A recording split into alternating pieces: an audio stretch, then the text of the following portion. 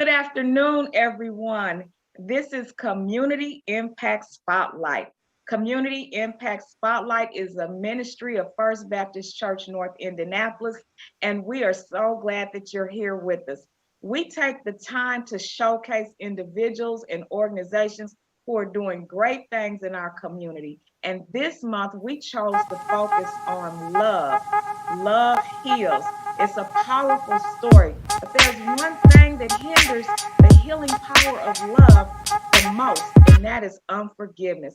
And so we're going to showcase God and his greatness today and just how he uses those things to help us love one another better.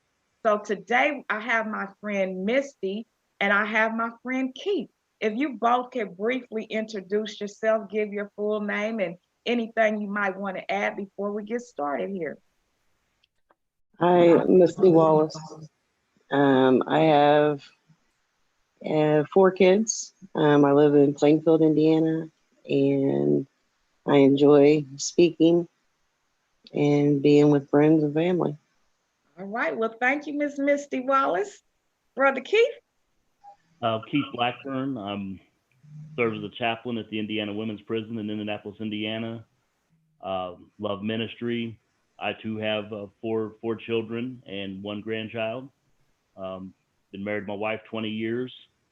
Live in this community. Grew up in this community here on the West Indianapolis, and I'm just excited to be here. All right. Well, I thank you both for being here.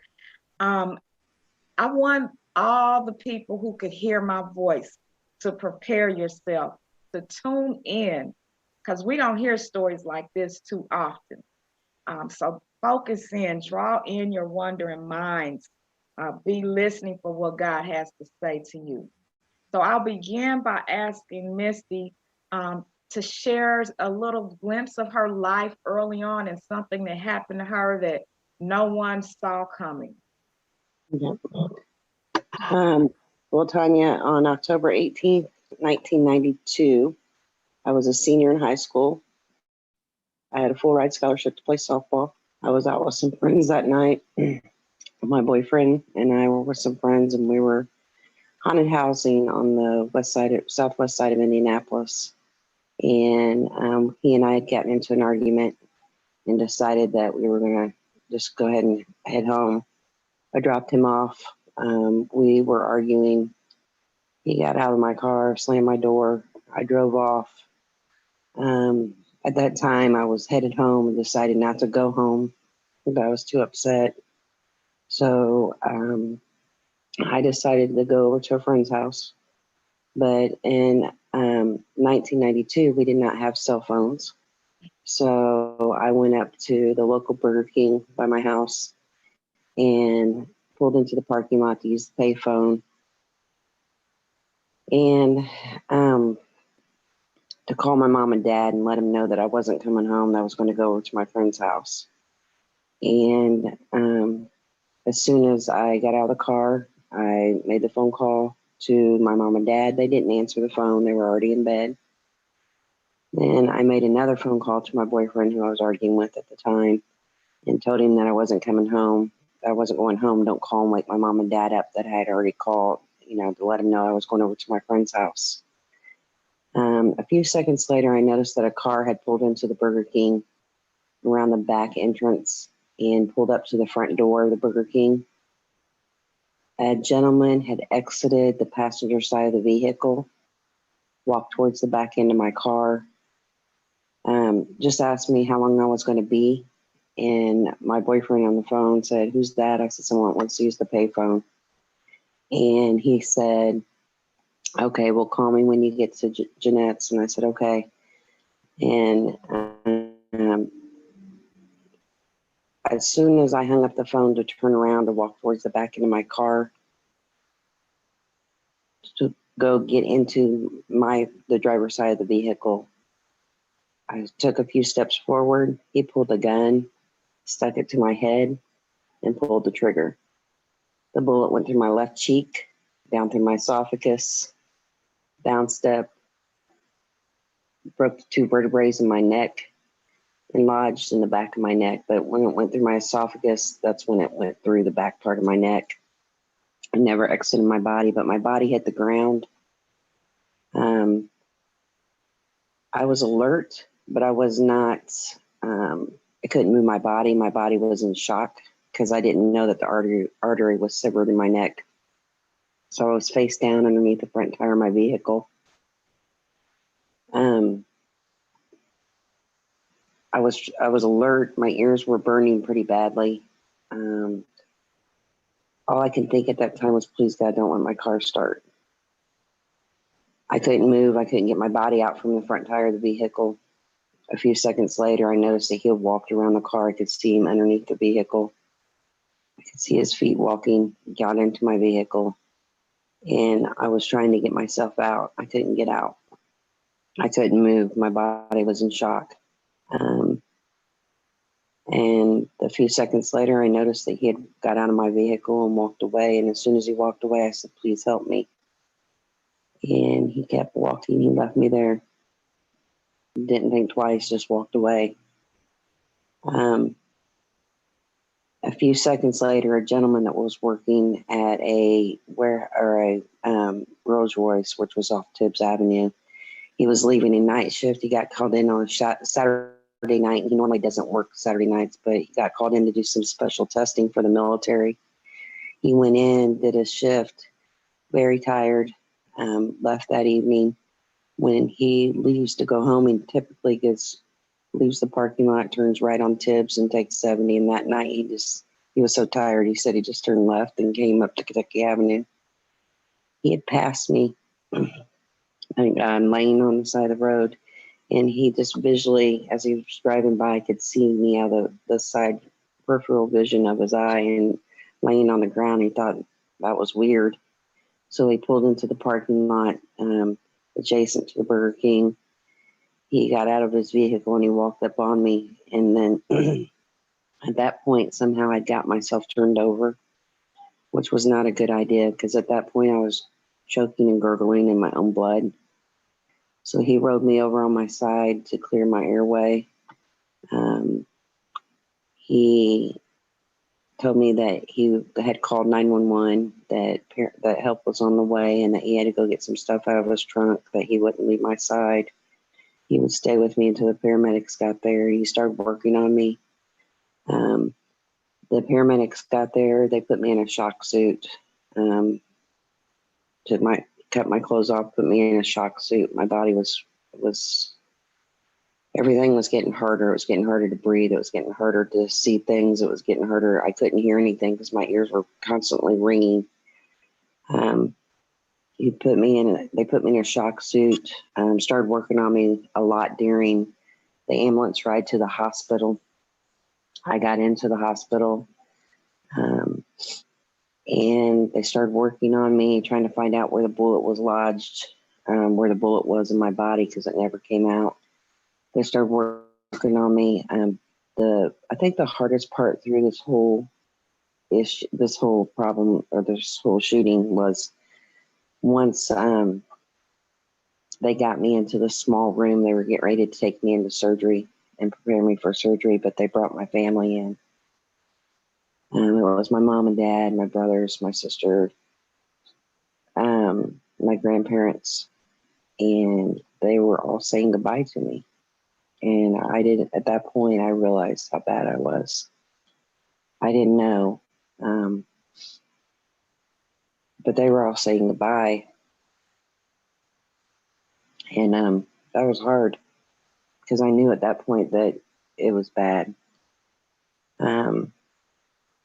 They were crying and grabbing me and holding my legs, and just, it was horrible.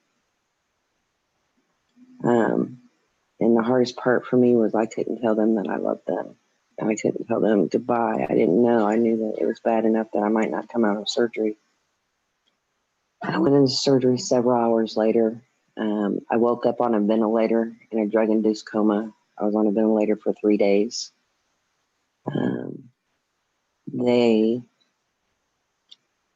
As soon as I came off the vent, I went into a regular room for 4 days. 7 days into it, I went home. I left the hospital, but I had a long recovery. I was a senior in high school. I lost my scholarship to play softball because a bullet did stay in my neck for 2 years. My whole life had changed my senior year. I went through a lot of physical therapy at home 3 or 4 times a week. I had to learn how to speak. I had to learn how to chew. I had to learn how to use all my facial muscles. Just healing. And I'd been home about a month. And I was stir crazy. My dad had just gotten back to work that week, and I had gotten my car back because they took my car once the crime lab released the car. My dad had to take it and have it towed from the crime scene because the starter went out on my car that night. And that's why he didn't get it. But the mechanics, he got the car back from the mechanics. And I begged him that day. I was like, please get me out of here. I need to get out of the house for a while. And he said, okay, we'll go for a ride and go see your grandpa. And at that time, I still had staples from the back of my neck all the way down to my throat, big neck brace on, bullet sticking out the back of my neck. But he got me out of the house for a while, and we went and visited my grandfather. And as we were going there, we were about a block from his house, and we came to the intersection of Vermont and Lyndhurst on the west side of Indianapolis. And we were stopped at a stoplight, and we were face to face with the vehicle that pulled into the Burger King that night. And I looked at my dad and I said, that's the car. And my dad said, are you sure? And I said, yeah. I said, the only thing different is the guy driving the car is the guy that shot me right now. And he said, okay. So we followed him. We went to, he went into a gas station about a block up the street. We pulled into the gas station behind him. And my dad, we wrote down his license plate number, got his license plate number. We went to my grandfather's house. I called my detective. They said that they were going to check on it, run the plate. My detective told me he was out of town. At that time, he was out of state, but he was coming back to Indianapolis, and he was going to have someone check on the plate. So he called them. They ran the plate. They found out who he was, where he lived. They went to, my detective said when he got back into town that they were going to go question him about the shooting.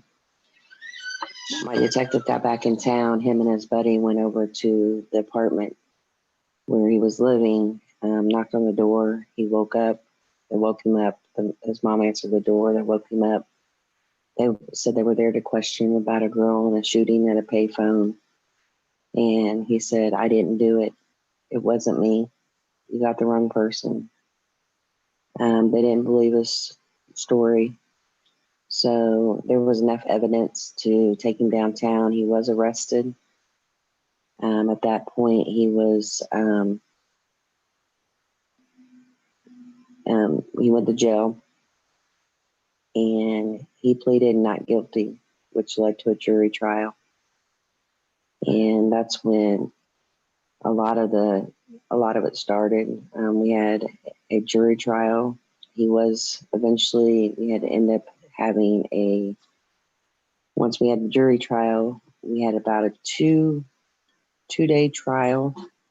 They did find him guilty of attempted murder, carrying a handgun in the state of Indiana without a license. They threw out auto theft because he didn't get my vehicle, and they threw out robbery because he didn't get the stuff that was, they never found my purse.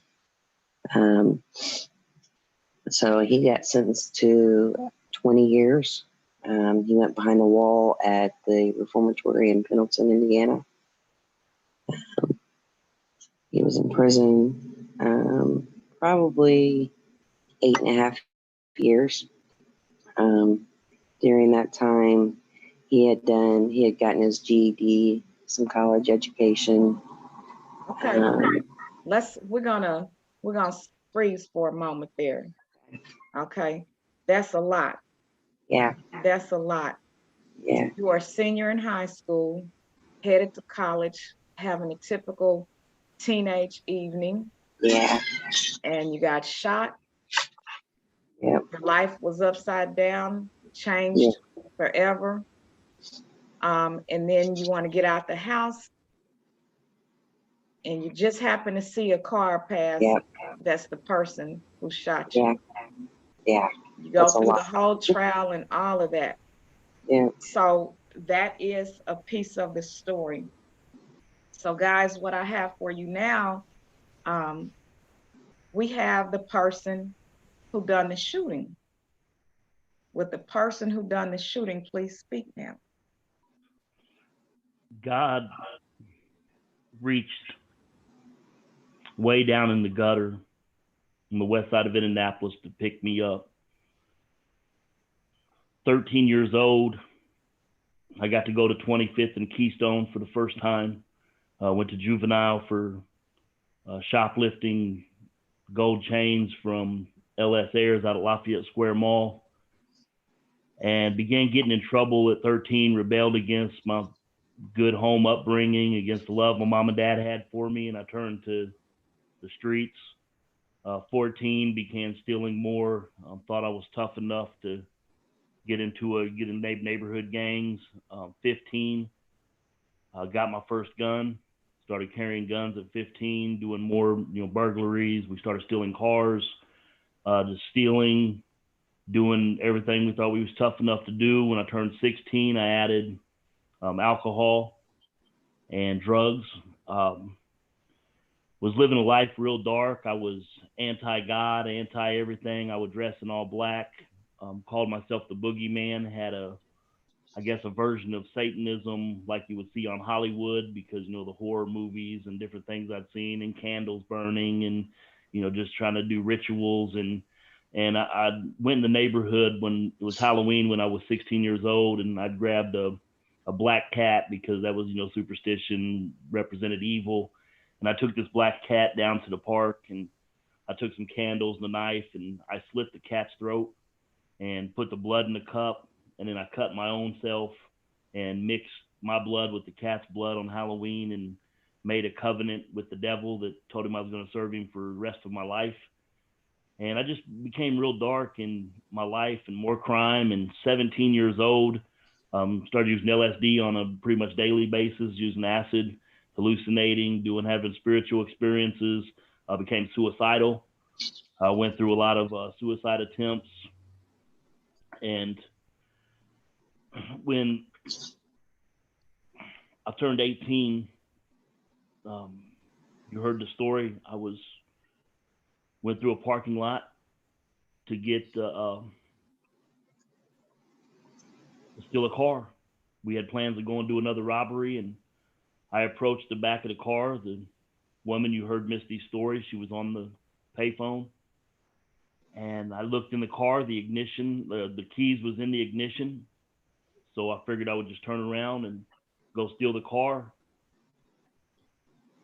But as I was getting ready to go, she was right in front of me. I wasn't wearing a mask. She was looking at me. So I asked her, I said, "How long are you going to be on the phone?" And she said, just a minute. But in my mind, I was thinking, she's standing at a phone. She's going to be able to call the police. So I made a decision at that moment, thinking of the crime I was going to commit. And I did what I can never undo. I pulled a gun. And I pulled the trigger. Before her body fell, I had went around to get in the car, and I sit in to steal the car. I didn't know that her head had fell underneath the tire of the car. I tried to start it. The car didn't do anything. She was underneath the wheel praying. I found out later she was underneath the wheel praying, "God, don't let the car start." I tried a second time. Car didn't do anything. Realizing I wasn't going to get the car, I tried a third time. I seen her purse on the passenger seat. I grabbed her purse, and I left the vehicle to return to my life of crime. And as I was walking out of the parking lot, I heard from underneath the car, I heard her say, "Help me." I walked away. I left her there to die.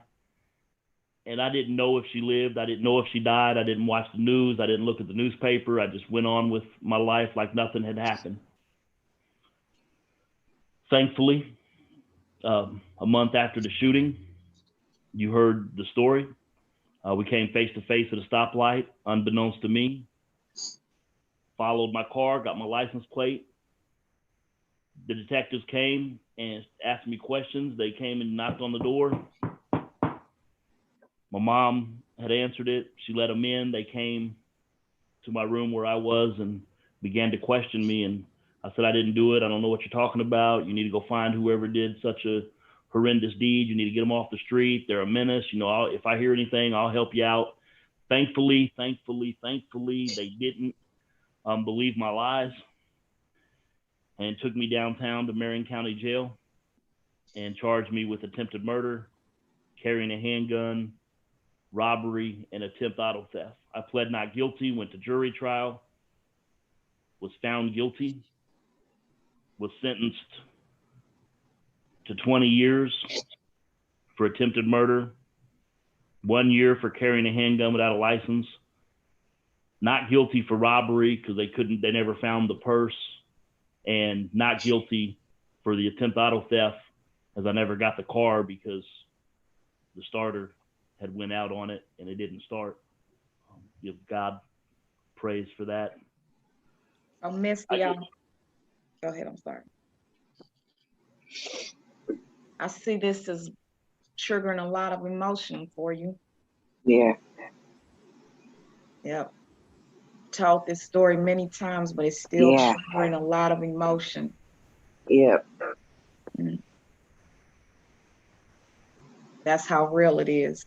Yeah. So we hear, Keith, you are a misguided young man, devil worshiping basically, on every kind of drug, and just out here being reckless in the world.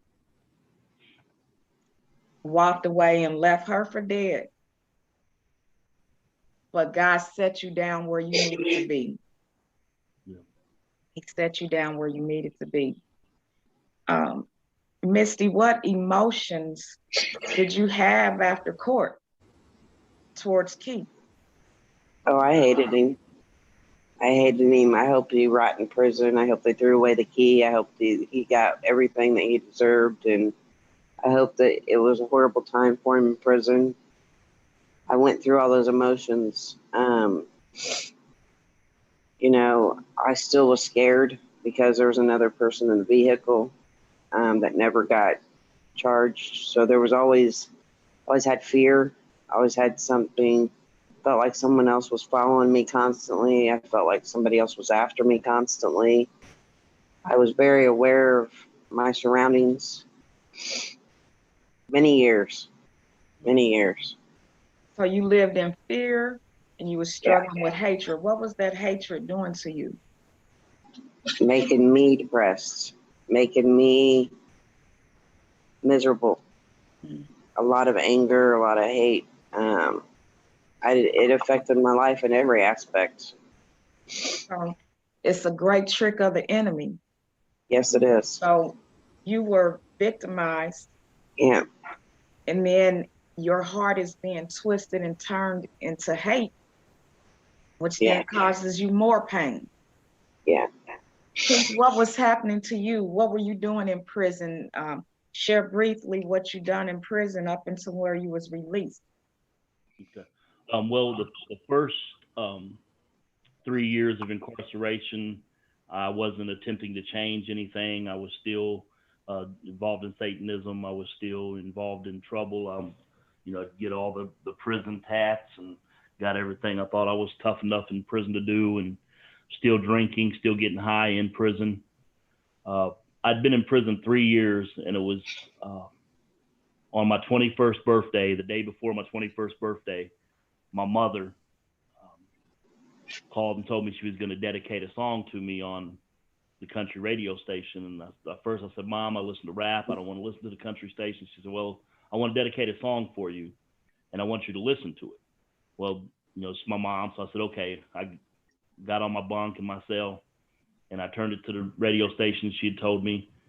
and the song came on.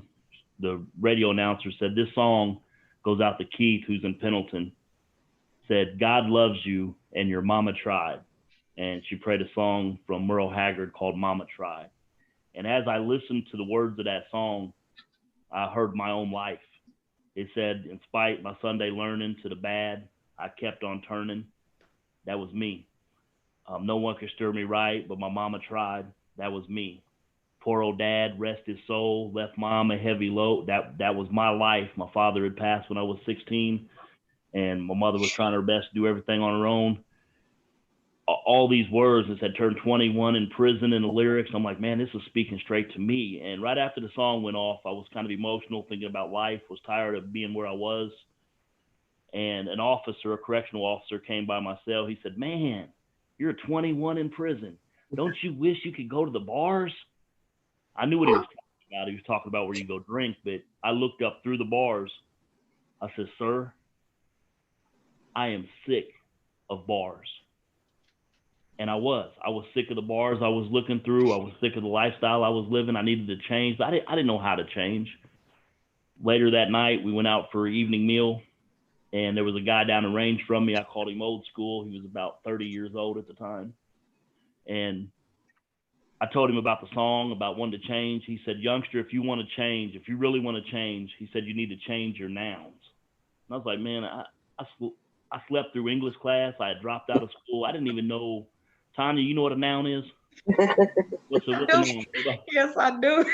What's a noun? Person, place, or thing. He said, "Change the people that you're with, the places that you go, and the things you are doing." I said, "Man, you done lost your mind. I'm in this place. I'm with you people. We doing these things," and we were still doing criminal things. We wasn't thinking reentry or thinking positive. We was thinking more money, more crime. He said, "Hey, you're in the cell house." He said, "Go to the dorm." And I was like, "Why would I want to go over to the dorm?" My first thought was I'd have to share space. He said, "Well, go to the dorm. You'll be in a new place." I'm like, "Okay, dormitory is different than the cell house." He said, "When you get to that new place, you're going to meet new people." Okay, different people. He said, "When you get in that new place with them new people," he said, "you can choose to do new things." I said, "Man, that's crazy enough. That might work." And when I went to the dorm a month after that conversation, I didn't know what God had in store. God put me in a bunk right next to a Christian. And I knew he was a Christian because we had a table we were supposed to share. And on the part that was supposed to be my side, there was the biggest Bible I'd ever seen in my life. There was study books. I later found out what they was, but these big old books and note books and everything on this table. And when the guy came in, his name was Jim. My first conversation with him, after we introduced ourselves, I was like, "Can you move some of this stuff?" And he's like, have you read this book? And I'm like, "It's a Bible. Everybody's read the Bible, read it front to back." I was still lying.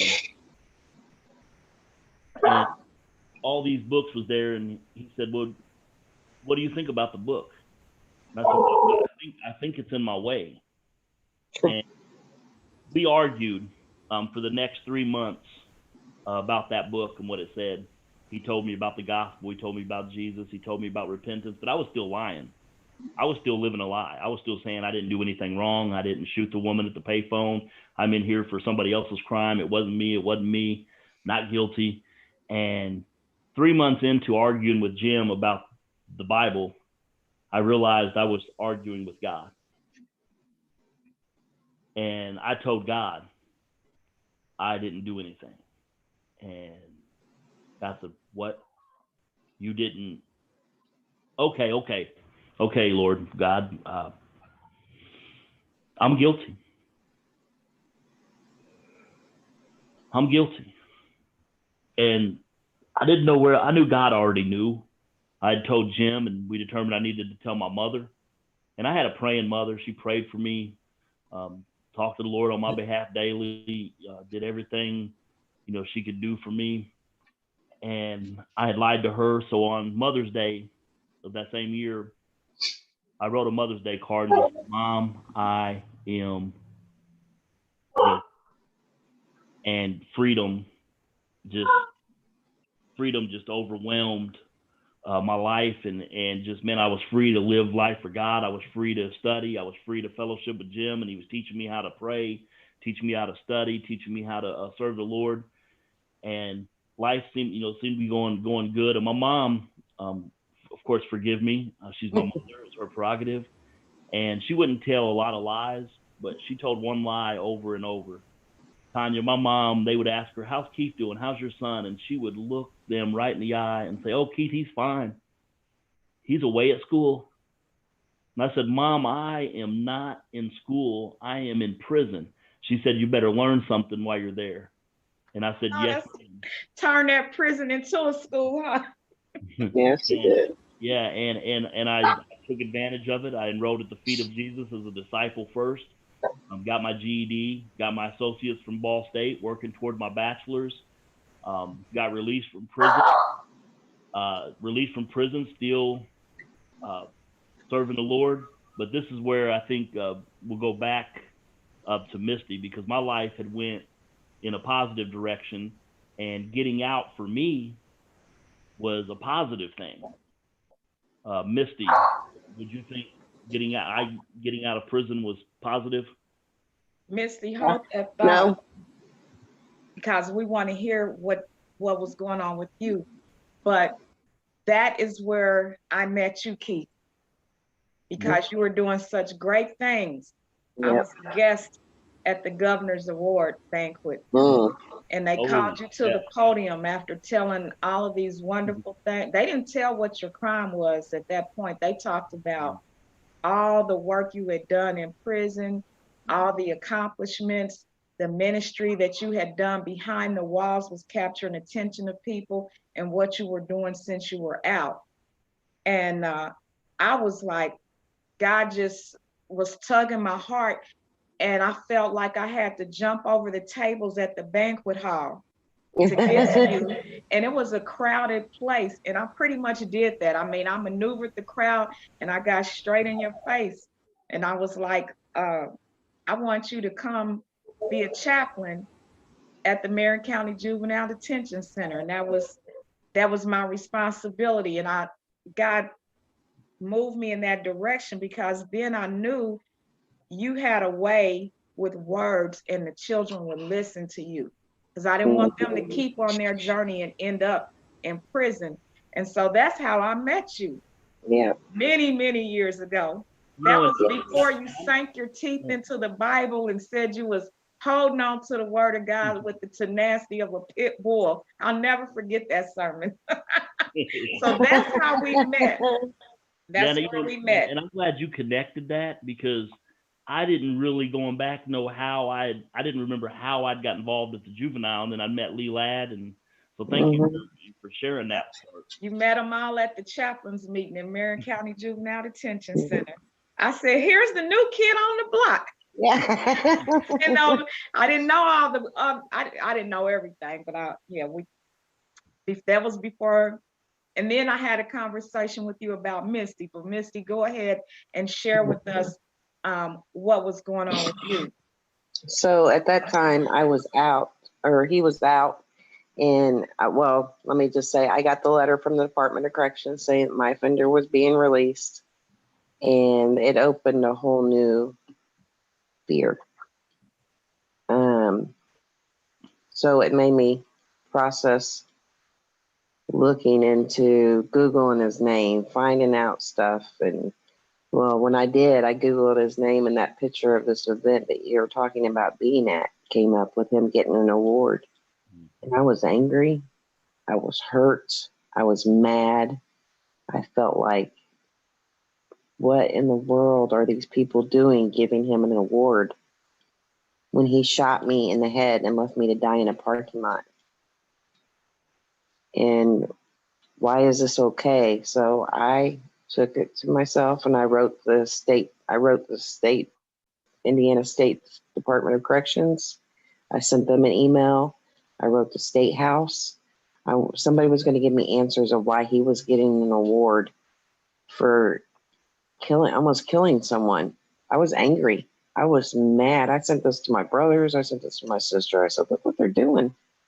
They didn't even tell me. I mean, why is this okay? Not only that, I'm scared to death. Even though it showed that he was doing good things, that still wasn't good enough for me at the time, at that time in my life, because I was still angry. I was still mad. I still hated him. I hated him. I couldn't understand why that was okay. And they were going to have to explain to me why it was okay, because the emails that I sent off to him, somebody was going to give me an answer. Well, somebody got the email because the call was made. They said that they apologized. They didn't realize that, the victim, they were so impressed with everything that he was doing positive. They were trying to explain to me the real reason why he got the award, but I still it wasn't okay with me at that point, because I'm still angry and I'm still hurt. And so much was taken from me. And why is that okay? That's what I said to them. I was like, why is it okay? I mean, yeah, he's doing okay, but what about everything that happened to me in the past 8.5, 10 years? I mean, everything that happened to me, or everything that I went through, no one's acknowledged that. I mean, as the victim, I had to recover. I still have a bullet in my neck for 2 years. No, it was just like, it was okay. It felt like everybody thought it was okay. It's not okay. It's never okay. So they reached out to me. Actually, I got a personal sorry from the people who voted for him, and just explaining to him, I do get it. He was doing better, and that's what I want to see. That's what I really want to see. But it was just the shock of it. It was the shock of not knowing, and then boom, it was on the internet, and then boom, I was hit with it, and it was just it. I've got all this fear built up in me because now he's out, and what happened to the guy in the car? Are they going to get together? Are they going to come back and finish me off? You go through all those feelings. They don't just, oh, he's doing good, and I'm not fearful of my life anymore. That doesn't go away. Right. It doesn't go away. And Misty, Always did you there. not reach out to Keith? Yes. December of 2010. Did I say that date right, Keith? Yes. Because I was December of 2010. I got to a point in my life. I think I was challenged by the good Lord. He said, someone had made a comment to me about forgiveness, and they told me I just needed to forget about it and move on. And that made me mad. That's not forgiveness, is it? No. Forget about Forget it about it and and move on. But it challenged me to process a lot of things. It was more or less, and there's other things. I was baptized by the gentleman that saved me that day on October 18th, 1992. He baptized me in his church in October 2005 himself. And so he saved my life twice. And he, I started going to church with the kids afterwards because I came to a dark spot in my life where I didn't want to be here anymore. But he saved me again, and we connected. We've been friends still today. I love him. Him and his wife are amazing people, and God put him in my life when I needed him. And he's just always been that key for me. He's always been that comfort zone. God always puts somebody in your path. Yes, he does. That is amazing. Yes, he does. So for you to be baptized by the person that saved you on the day when you was laying there dying, yes, that is more than a coincidence. Yeah. That's not luck. That's miraculous. Right. That's divine intervention. Yes. That is excellent. So I know that you sent a message to Keith. I did. You know how I know that? Because Keith came to my office and that he told me everything that had happened. Like I knew that he had been involved in crime. He was in prison, but I didn't know all the details of it. I only knew what his life was afterwards. That was the Keith that I knew. Right. And so when he told me that you had reached out to him, he was struck with fear because he didn't know what to say Yeah. or even Yeah. if he should meet with you. And I Right. remember sitting in my office and I said, "You're saved now." And so many people never confess. They never give victims the opportunity to express Yeah. how they feel. I said, and all the good that you've done, it matters not if you don't do that for her. You've Thank got you. to do this. Yeah. So we began the process of praying about this and what it was going to look like and how it was going to happen and all that. So I want you guys to tell us how that happened, because this is the juicy part of the story. Yeah. This is Yeah. God's glory part of the story. Like, Yeah. this doesn't happen. He shot Right. you. He left you for dead. You hated him. Your Yeah. life was a mess. And he Yeah. was getting awards from the governor. Yeah. You hated him. You wanted answers. Yes. What did God do? What He happened? opened that door. He opened that door for sure. Because I sent Keith a message in December of 2010, and I said, I know you know who I am. My name has been on a piece of paper underneath your bunk for many years. On or about October 18th, 1992, you intentionally tried to kill Misty Wright. And I told him, I said, I am no longer angry. I am no longer mad. I choose to forgive you. I have questions though. There's some questions that I need answered. I need, and that's when he gave me his phone number. And I called him, and I'll let Keith take from here the phone call he received on his end from me calling him once he gave me his phone number.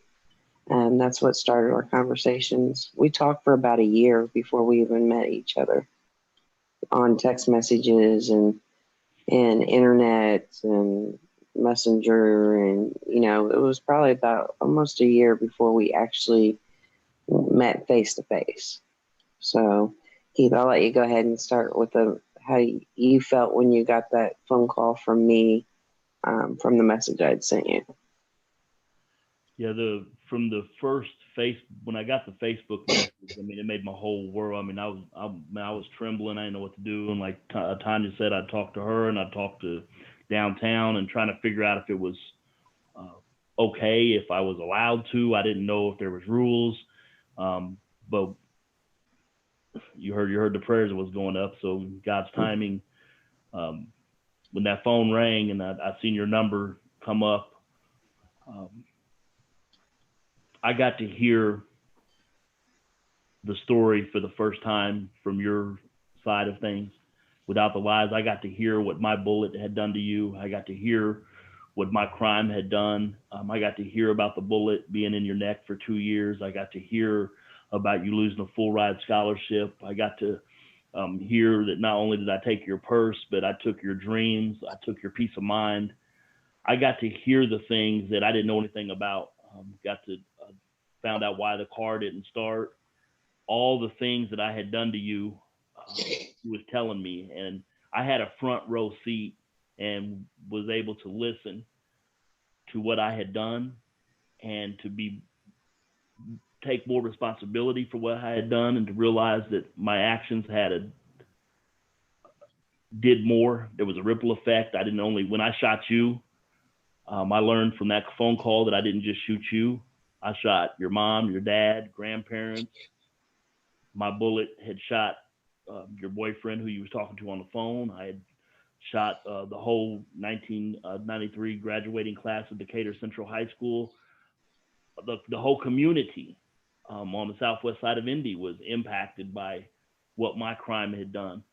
And I began searching and taking more responsibility, and I was set more for forgiveness. You didn't have to forgive, and nobody would have blamed you, but your forgiveness not only set you free, but your forgiveness freed me to be able to tell the whole story. It wasn't just that I went to prison and I did crime and the things that I told Tanya before you came into my life on Facebook. Now it was, I shot Misty. Misty is a woman. Misty is a human being. Misty is who I shot. Misty is who I hurt. And I was able to begin that process of just honesty. And it's liberating. It's free to be an open book with nothing to hide, to be able to answer questions when asked. And it's just real liberating. And one thought that hit me today as we started this conversation, when Tanya was talking about love and forgiveness and love, God is love. A thought that hit me, Tanya, was one of the best ways to love ourselves, because we're supposed to love God and love our neighbor as ourselves, but we fail many times in loving our neighbor because we don't love ourselves. And one of the best ways to love ourselves is to forgive others, because it's liberating, it's freeing. It does away with all the depression, the anger, it doesn't justify what I had done. Wrong is wrong, was wrong, will always be wrong. But what we have found is forgiveness is always right. Forgiveness is a gift that you give to somebody that don't deserve it. I don't deserve to be forgiven on this level. But by the grace of God and by Misty tapping into God's grace and mercy and love, she was able to forgive me. And this journey now, since 2010, this journey has taken us all over the nation. It's taken us to Canada. It's put us on talk shows in New York. Yeah. It's put us on radio. It's put us on a book. It's put us with an opportunity to make a movie out of our book. It's presented so many things. But when we look at it, it freed Misty. It freed me. It freed the ministry. It just does so much. And I'm overwhelmed with what God is doing. Even today with you, we've told the story, but just the aspect that we're telling today, there's more revelations that I'm learning, stuff that I had forgotten or hadn't remembered and didn't put it all together. So today is another piece of the puzzle kind of solidifying and putting itself together. So I'm grateful to God, grateful, Tanya, to your ministry and for what you did. God gets all the glory. Mister, you said something that stands out and should stand out. You said, I choose to forgive you. Yep. I believe that many times, especially Christians, we say, I forgive you. Yes. And we have an idea of what I forgive you looks like for us. Right. But I don't think that when we say I forgive you, it looks like this picture here.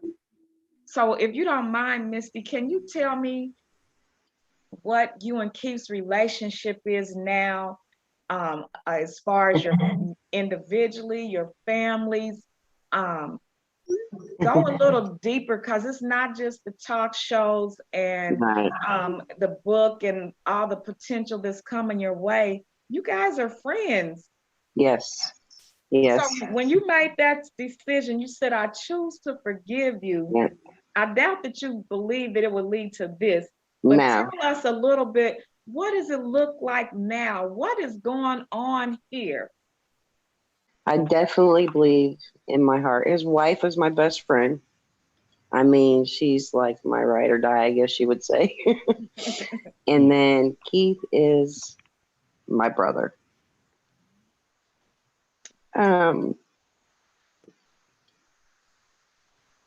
We go on these car rides, we go on a plane, it's a friendship that you just can't ever make up. It's so hard to explain. It's like we have such a great time together. I miss those days, but with COVID and everything, we don't get to travel as much as we did. But he's like the brother I never really had, the special brother. They're all special to me, but they're all family. His kids, we've gone on vacations together. We've gone family vacations. We've done, holidays together. We did one holiday together, and my daughter asked him, "Why'd you shoot my mom?" I mean, it's the growing Yeah. effects. And, you know, I've even had my son say, "What'd you do with my mom's purse?" There's just so much that our kids, and just recently, my youngest son, who's 12, I didn't realize that so long ago he heard our story that many years later, as a teenager, it would affect him differently. That he heard our story not too long ago and it upset him. So he's starting to, um, you know, it's a 6, 7 year old. When you hear mom's story, it was like, everything was okay because Keith and he felt comfort. He felt the love. He felt there was no fear for him. Later on, as a teenager, he's going through different emotions and different stages in life. Now it's like, what'd you do to my mom? You know, it's crazy, and I never looked at it that way until just then, of how it affects us later on, our kids later on, and you know, all of our kids, their kids, our kids, my kids, we both have 4 apiece, and they're ages from adults to, you know, his are all almost out of school now, but I still have 2 that are in school. I got one graduating and going into the Air Force this year, and I have one that's already living out on her own. But all of our kids have grown up to know this story, and you know, I'm sure they all have different ways of viewing it, different ways of seeing it. But the one thing I do know together is that if I ever needed them, I know 110% they would be there for me. And if they ever needed me, I know 110% I would be there for them. So you So guys it's are family family now. now. Yep, it's family. That is the circle. That's the circle. Yeah. Satan intended for this to destroy, Yes. but you guys found your way to Christ, both of you in your individual ways. And he took what Satan meant for your downfall, and Right. he turned it into good. He turned Right. hate into love. Right. And it's a beautiful thing. And because of this beautiful testimony, because this model and this example of forgiveness and love that your life showcase, the story that it tells, Satan is going to continue to try to find ways to tear that down, because Right. this is a story that can change the world, right? Right. This is a story that could change the world. Yes. And that is powerful. That is powerful. I can't think of a better story of love, because I've seen you guys, you know, pictures of you guys on vacation. It's like, wow. Yeah. I remember the time that I had you guys at the juvenile center and you shared this with the kids.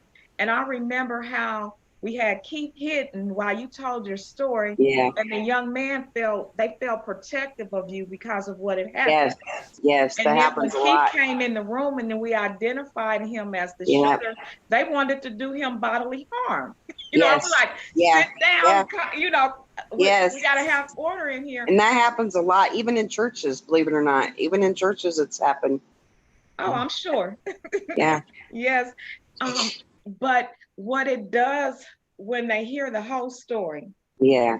and that's what I want the world to hear today, is the whole story. Yeah. You know, people who have been hurt and injured and had something taken from them, mothers who have lost children.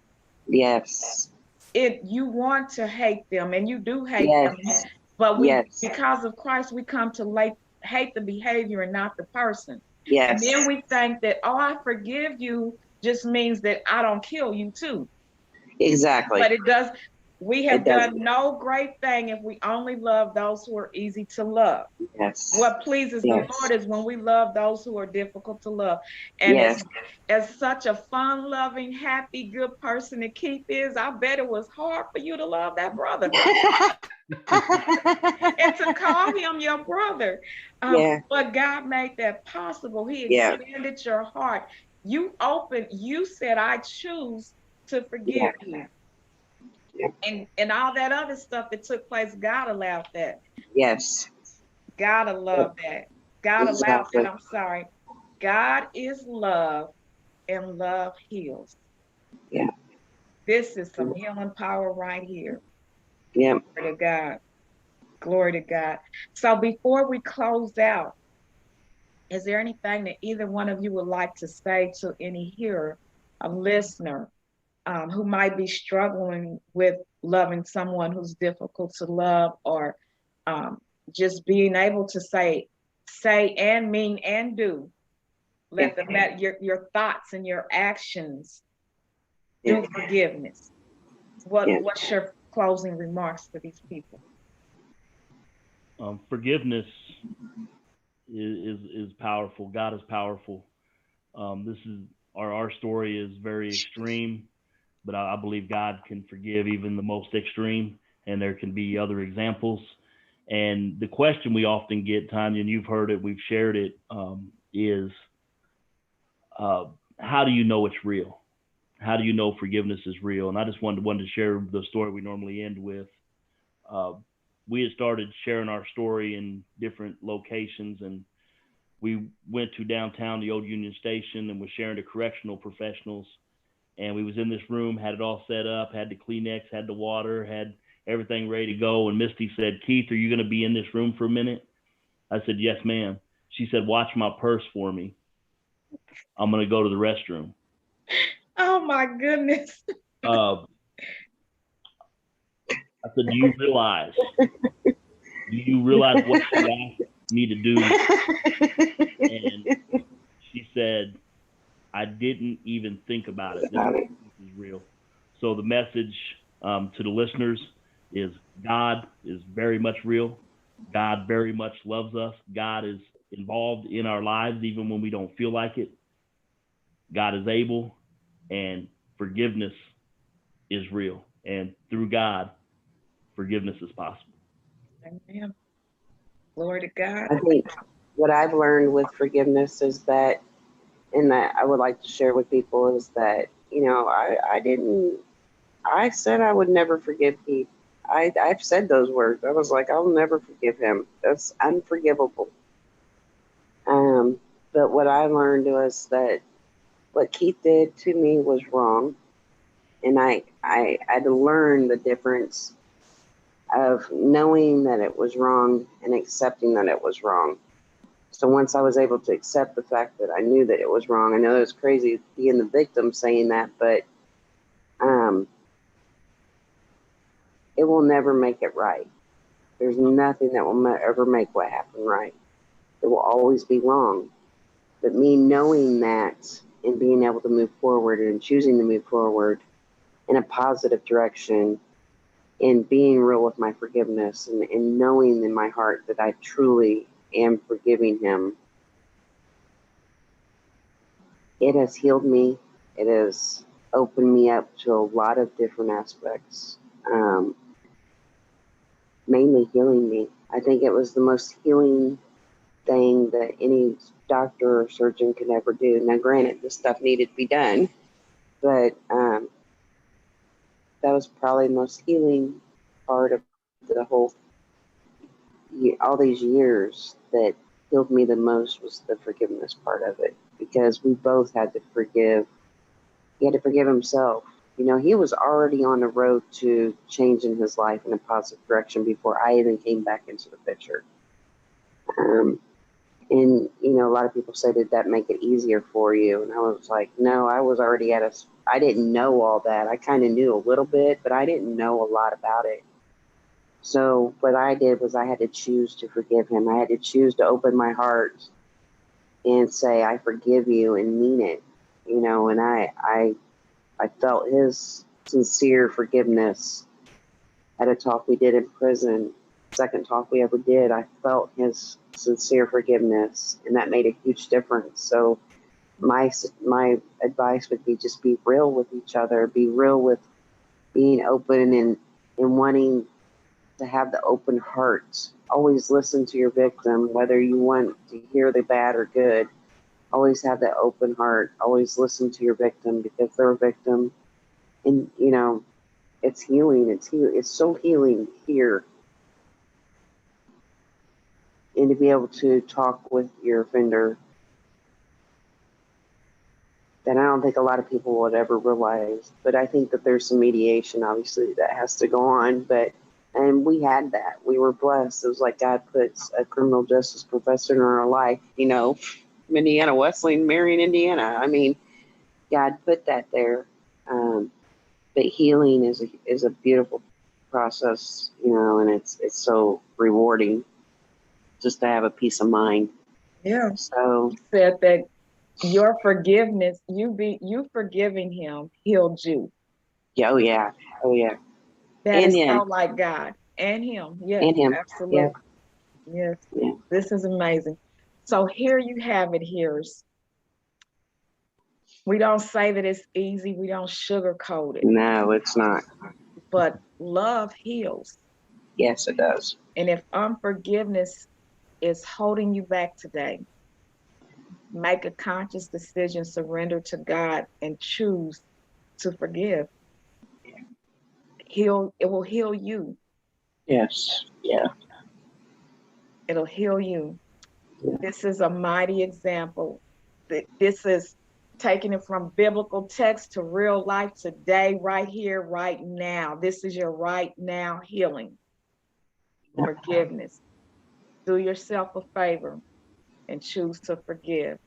We had Yes. Keith Blackburn, who was a devil worshiping little criminal, ended up in prison, but mingled his blood with a black cat, made a vow to Satan, opened his heart to God, went on to get his MDiv, he's now a chaplain in a locked facility where he spent some years at.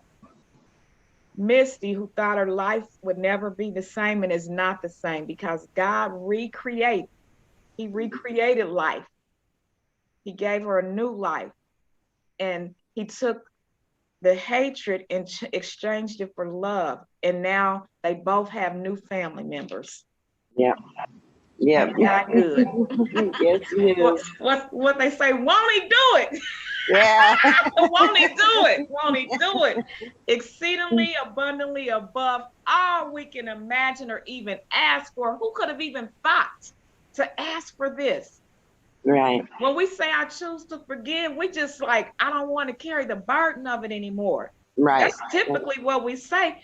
Right. But exceedingly abundantly above, that's what he did. It's not just that you don't carry the burden anymore. You guys are family and friends now. Yeah. That is our God. I thank you from the bottom of my heart for sharing your story today. I pray that opportunity continues to come your way and that you'll be blessed abundantly for all that you do. We know that we overcome Satan through the blood of the Lamb and the word of our testimony. So keep sharing your testimony. People have to hear this. They have to hear this. They have to know this is what love is. Yes. Yep. Amen. Thank you, guys. Have a blessed day. Thank you, Tanya. Thank you.